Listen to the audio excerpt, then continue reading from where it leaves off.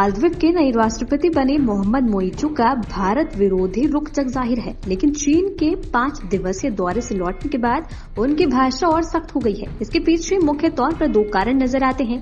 एक तो चीन के साथ मालदीव के हुए 20 समझौते और दूसरा लक्षद्वीप मालदीव को लेकर भारत के साथ पैदा हुआ विवाद। मोइजू जब चीन के दौरे पर निकलने वाले थे, ठीक उससे पहले लक्षद्वीप और मालदीव में टूरिज्म को लेकर सोशल मीडिया पर एक विवाद छिड़ गया। मालदीव के 3 मंत्रियों ने प्रधानमंत्री नरेंद्र मोदी के खिलाफ आपत्तिजनक पोस्ट कर दी।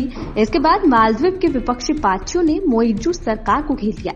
इधर भारत से मालदीव जाने वाले सैलानियों ने बुकिंग कैंसिल कराना शुरू किया। चौतरफा दबाव बढ़ता देख मालदीव सरकार ने अपने 3 मंत्रियों को निलंबित कर दिया। उसमें से 2 मोइजू के बहुत करीब हैं। जाहिर है कि मोइजू को ये बात नागवारा गुजरी और चीन से लौटते ही भारत का नाम लिए बगैर ऐसे बयान दिए जो सीधे भारत के खिलाफ नजर आते हैं। और उन्होंने कहा कि उनका देश छोटा बेशक है, लेकिन इससे किसी को धौंस दिखाने का लाइसेंस नहीं मिलता। मोइजू ने अपना चुनावी कैंपेन ही इंडिया आउट स्लोगन के साथ चलाया था और कहा था कि सत्ता में आने के बाद भारतीय सेना को मालदीव से बाहर कर देंगे। रविवार को मालदीव के राष्ट्रपति ऑफिस की तरफ से ये जानकारी दी गई कि भारत को अपनी सेना वापस बुलाने के लिए मध्य मार्च तक की समय सीमा दी गई है। 88 भारतीय सैनिक जो कि मालदीव में नॉन कॉम्बैट भूमिका में तैनात हैं और ये ट्रेनिंग से लेकर रेस्क्यू ऑपरेशन तक में हिस्सा लेते हैं।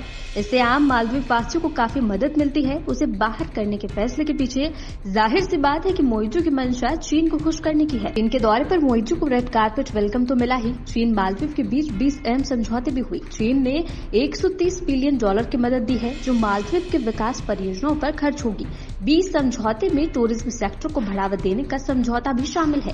कोविड महामारी से पहले मालदीव में सबसे ज्यादा चीनी सैलानी आते थे। पिछले साल सबसे अधिक सैलानी भारत से गए, जिसमें अब भारी गिरावट आना लाजमी है। मालदीव की अर्थव्यवस्था टूरिज्म आधारित है। ऐसे में टूरिज्म के क्षेत्र में चीन के साथ समझौता होने से मोइजू का आत्मविश्वास बहुत अधिक बड़ा नजर आ रहा है। हालांकि माले के मेयर चुनाव में उनको बड़ा झटका भी लगा है और उनके उम्मीदवार की हार हो गई है। राष्ट्रपति बनने से पहले वो माले के मेयर थे। इसमें इस्तीफे के बाद मेयर का पद खाली हुआ था। इसके लिए चुनाव में उनकी पार्टी पीपल्स नेशनल कांग्रेस के उम्मीदवार एहशान आजमा शकूर की हार हो गई। मालदीव डेमोक्रेटिक पार्टी के एडम अजीम ने ये चुनाव जीता।